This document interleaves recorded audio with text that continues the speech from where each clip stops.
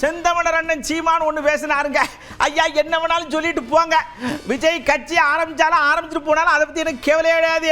அவர் ரசிகர் நோக்கி சருன்னு வராரு, நான் தொண்டர்களை நோக்கி டருன்னு வரேன். ஆக மொத்தத்தில் நான் தான், அவர் தான், நீங்கள் தானே அப்படியே ஒரு எதுகை முனைகை எடுத்து விட்டாரு பாருங்க. எல்லாருக்கும் கொஞ்சம் கிருகிருன்னு ஆகி போச்சு.